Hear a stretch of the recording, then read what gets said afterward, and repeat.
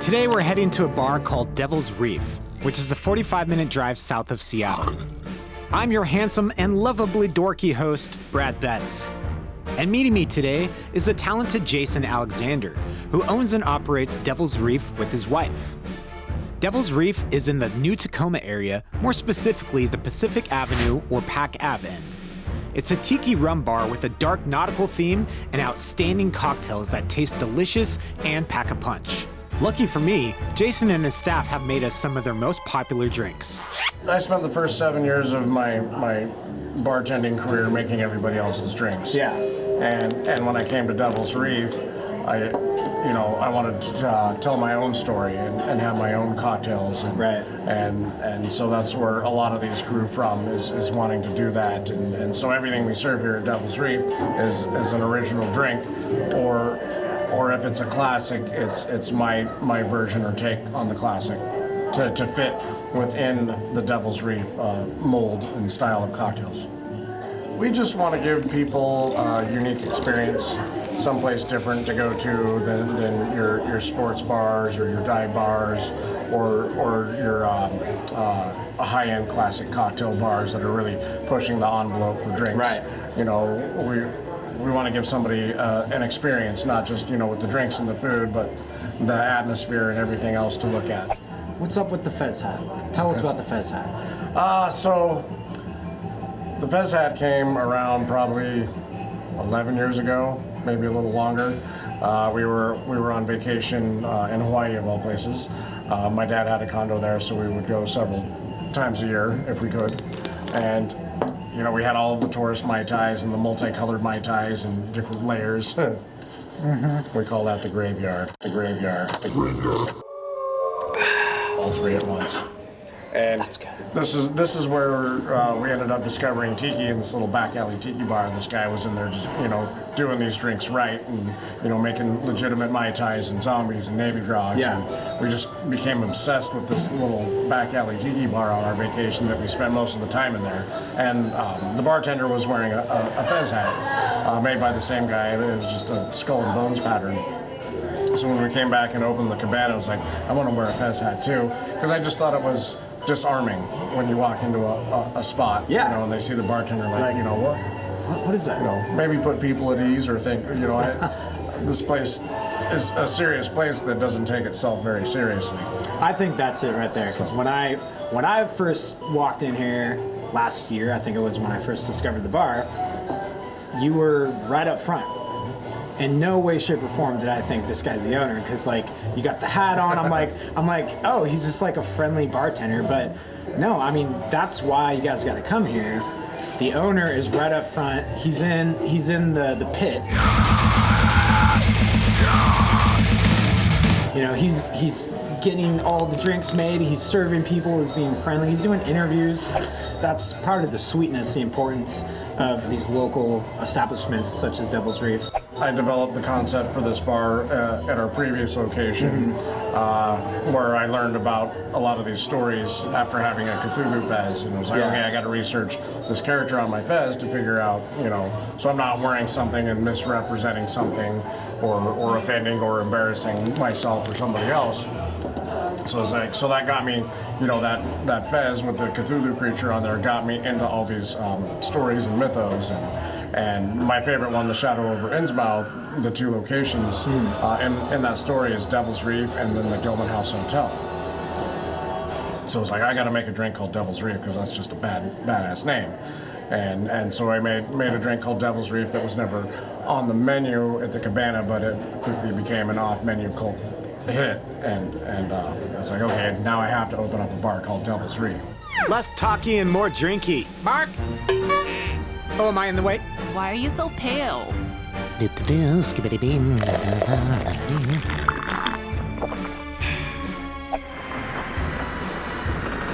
Third Oath. That drink is called the Third Oath. And there's so many layers and depth to the lore and mythology of Devil's Reef, and a lot of it was inspired by the works of H.P. Lovecraft. So the name The Third Oath comes from the Third Oath of Dagon. You have the first oath, the second oath, and then the third oath is the binding oath. There's no going back after you've taken the third oath. You've pretty much committed yourself at that point, and so I thought that was a pretty cool name. I know, right? That's really heavy. I like it. Well, that's why the menu says never take the third oath. What exactly is in this? You have the flavors of the long-lost Caribbean syrup, falernum, which is ginger and lime and clove. Yeah.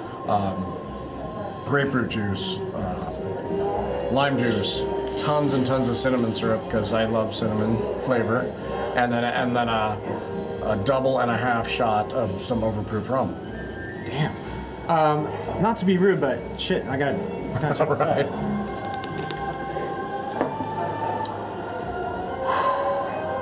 Camera guy's missing out.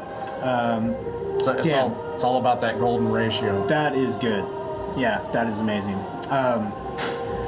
I'm tasting the sweetness, but I don't know if it's actually dark rum, but it's got a spiciness to it, but it's not too much. It's not like someone dumped a bunch of nutmeg and cinnamon in there. It's well balanced, golden ratio. It's easy to drink. I think if I were to just keep conversing with you all night, I could probably suck a few of these down, but I know from experience, after two, you're feeling pretty froggy. You're feeling good. Pile of bones. So after I kind of learned how to work the ratios of the Fibonacci sequence of numbers into a cocktail, I was like, what other drinks can I do with this ratio, and what works, and what 5 ingredient drinks are there? And so this drink is called the Pile of Bones, because after you're done drinking it, you're just a giant pile of bones. Yeah. Kind of the same concept there, but we're going to take it to a little more fruitier side and add fresh homemade grenadine and passion fruit and a little bit of cinnamon and bitters, and you'll taste a little bit of absinthe as well, and then a extra helping of a super strong, dark, heavy rum. Fogbound in the far harbor. Now this one, I probably have the name wrong. I looked at it on the menu, and I think it was called Fog from the Far Harbor. Fogbound in the Far Harbor. So I forgot how I said it. I'm gonna say it wrong, but on purpose. So when I was reading it, I already had like 2 in me, and I was like, this should be read in a Sean Connery voice. Fog from the Far Harbor. No, see that. I don't know. No. But anyways, this is one of my favorite drinks. I gotta try this out again. Yeah, I don't know. It's a little bit lighter. Maybe that's why it's so good. Is because you don't really detect the level of rum. You don't detect the level of spice. So there's not, it's a very different drink than these two. Another one of my favorite cocktails or classic exotic drinks was the Fog Cutter from Trader Vic. And I just thought it was a really unique drink because it used a triple base of rum, brandy, and gin with flavors of lemon, orange, and almond. And that was always one of my favorite go-to cocktails because it was light, it was crisp and dry and refreshing, and I kind of reimagined it here a little bit differently, different proportions. It's not the golden ratio. Right. Now, what about your favorite drink? What are you drinking there? Well, I'm drinking here, like I said before, I like Planter's Punch style drinks. Yeah. I like the balance, and it has strong flavors without being overpowering. And you can really, Mr. Potato had a lot of the ingredients on there. Yeah. Just, pull the arms off, stick different set of arms on, and I like the mouth, but let's change the eyes too. That's cool. And at the end of the day, it's still Mr. Potato Head, but it's just a little different. So what I did here, I call this a pineapple Planter's Punch in the fancy. Show that to the camera. Like fancy pineapple glass. I've never seen anything like that. This was from an event that I went to this year called Inawele back in March before the calamity hit, and all the Tiki events got canceled. Damn. So we made it to one, thanks to Jonathan Chafin. It's lime juice, a pineapple molasses syrup that I had custom made by my friend Blair Reynolds over at bgreynolds.com. You can order yourself a bottle. It's called Devil's Reef Pineapple Molasses Syrup. It's a great sweetener for drinks when you don't want to add pineapple juice. But you get all that nice flavor, and then the molasses adds a little bit of spice to it. If people want to make any sort of cocktail or mixed rum drink at home, what should they do? Can you kind of give us the rundown of the basics? Sure, I'll do my best. I mean, rum is a very unique and diverse category where the color of a rum doesn't necessarily have anything to do with its flavor. I could set down 3 clear-looking rums in front of you, and they would taste nothing like each other. And then same with, dark really isn't a flavor. Clear really isn't a flavor. Wait, dark's not a flavor? I've had it wrong the entire time. Right? Well, I mean, there's a lot of misconceptions about rum, and I'm certainly not a rum scholar. But you know more than I do. You know more than the general population, I would say. So you just need some rum, and it doesn't matter if it's clear or aged or unaged or dark or brown or golden. Just grab the bottle of rum you like, add a little bit of some simple syrup and some fresh squeezed lime juice, and give it a shake and a strain, and you have a really good cocktail. I mean, that sounds pretty easy, but I guarantee you, I'll find a way to mess it up. Jason, it's been awesome. Cheers. Man. Thanks for having me. Cheers.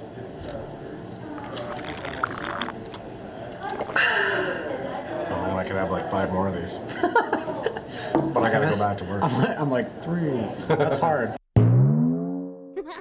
Well, after a night of drinking multiple heavy-handed yet delicious tiki rum-based cocktails and learning about the mystic origins of Devil's Reef, Jason's Cthulhu Fez hat, and the Third Oath of Dagon, I decided it's time to invite myself to Jason and his wife Robin's other brainchild, Gilman House, over on North Tacoma Avenue and First. Though Gilman House shares an H.P. Lovecraft-inspired theme, it differs from Devil's Reef by focusing on unique French gin cocktails and showcasing a diverse brunch menu. I see some tacos in front of me here. So what's in these tacos? So for Sunday brunch, we serve these for Sunday brunch. These are our breakfast tacos, masterminded by one of our cooks from Devil's Reef, and he comes up here on Sunday to do Sunday brunch with us. And so it's a soy rizo hash, and then elote corn salsa, little garden, which is the diced onions and cilantro, a little tahini, fresh squeezed lime. On a nice corn wheat tortilla.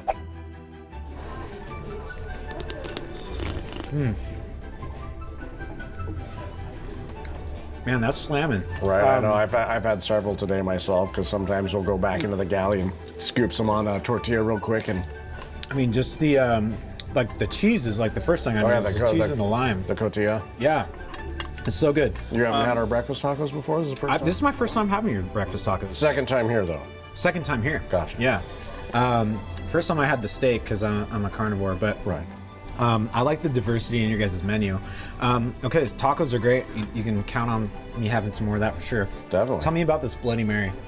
Gilman House is a gin bar. We wanted to focus heavily on gin drinks, and I first fell in love with the Bloody Mary when I had one made with gin. Yeah. And I was like, oh, yeah, that's really good, And so I always order my Bloody Marys with gin, and every now and then I'll do it a little different where I'll make it with akavit, which is kind of a Norwegian spirit flavored with caraway and aniseed. It's very popular here in the Northwest due to the large Norwegian population here. So. What do you think about the places that do like a mini burger and bacon or pizza? It's like you got like 5 pounds of things and then this little drink. Now, what do you think about that compared to this style? Well, I think it's important to, for places like that, the show is part of the drink or sometimes the entree. And, right. I would like it to be about the cocktail and the ingredients in there just as much as having a garnish that helps tell the story or add some extra flavors to your cocktail. It's beautiful. I gotta try this out. Here we go. Have you ever had aquavit before? I don't even know what that is. You know, I can't say that. I've had it. Luckily for you, I have a bottle right here. So good. Made locally by the Blackfish Distillery. What else you got down there? You got like a I got some fun stuff, yeah. hold that up. I built these benches, so there's a little cargo storage in these benches. They're very sturdy benches, folks. It's like this explosion of flavor. You get the tomato, but it's not overwhelming. I know. I didn't even think to pair your tacos with your Bloody Mary. No, so I requested this. Yeah. I mean, the Bloody Mary. We don't always make it with aquavit. Right. It's just, you have to request it. It'll always come with gin. No, this is awesome. It's like I like mine a little bit spicier, but this isn't like that's overwhelming Tabasco flavor. This is just like a good amount of spice.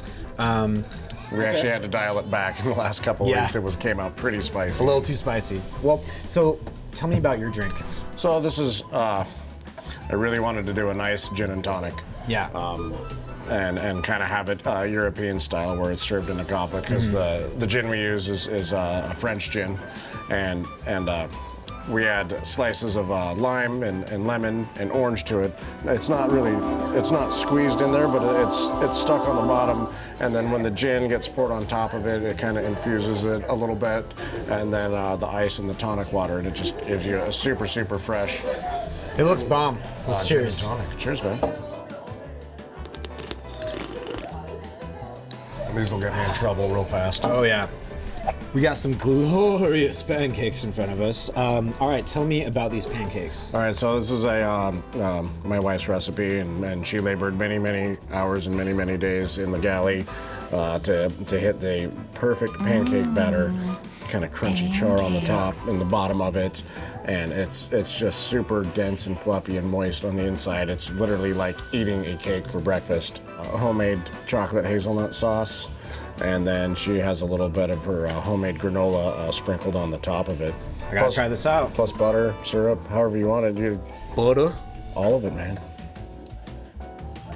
Now, some people may judge me automatically not only by what I've said thus far on camera, but the quantity of the syrup that I pour on my pancakes.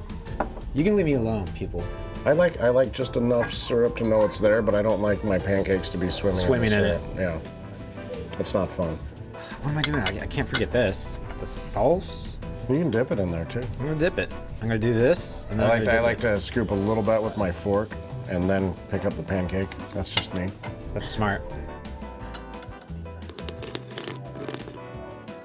I'm gonna do this. All right, here we go.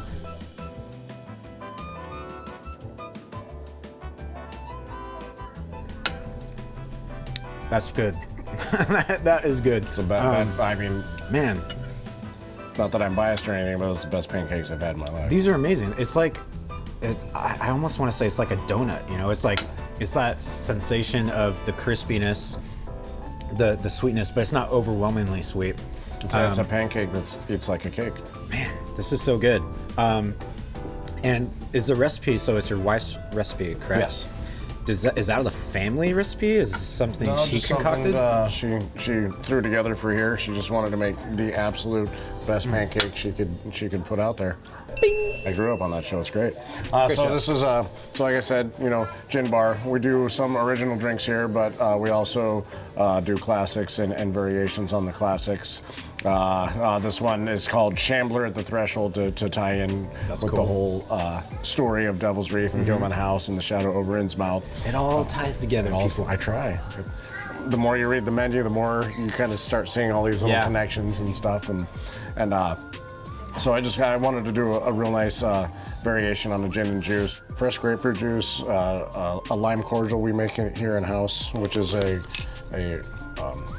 kind of a syrup, but it's made with lime juice instead of water, and then a little lime zest, so you get a real punchy lime flavor to it.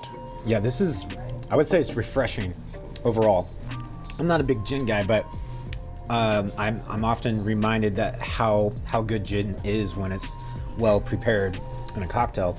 I'm not a genius being able to pick out the things that are in my meal or in my drinks, but everything's well balanced. I think that's obviously a theme that people will know when they show up to one of your establishments, and if they come back again, they're reminded this is you. This is your unique flavor, your unique twist on these cocktails.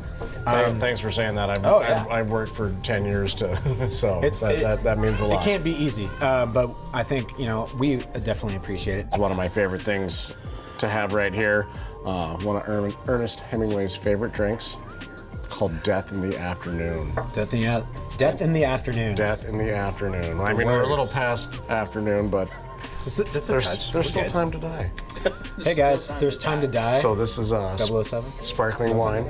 Sparkling wine on draft from my friends at Proletariat, and then absinthe. All right, let's do it. Cheers, guys.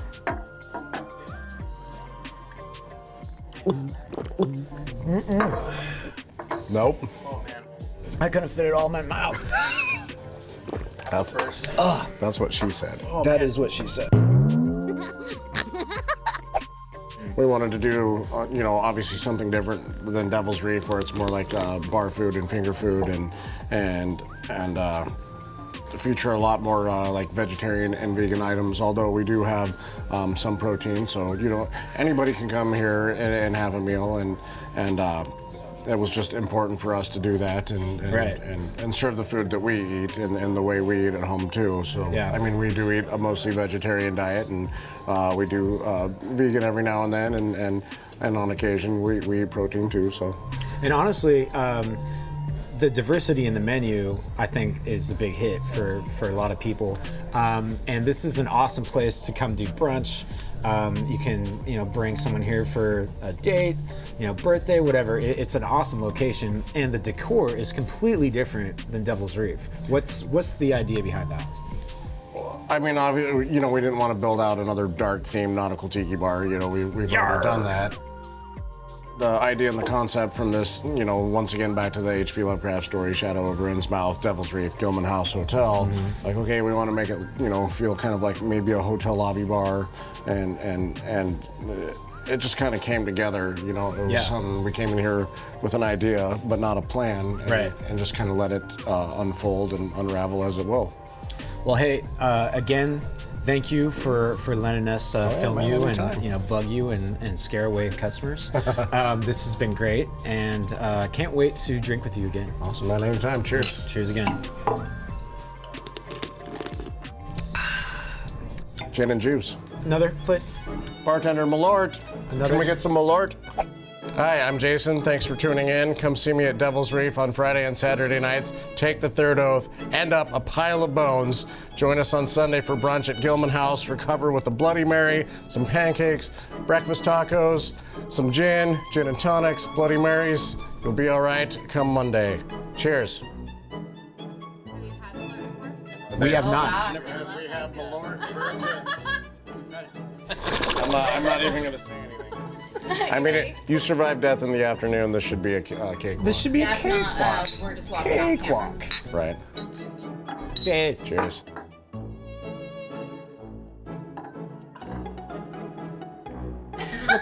What kind of malarkey is this? Malort? Malort. But malarkey and malort, I don't know, they kind of go well. Malort.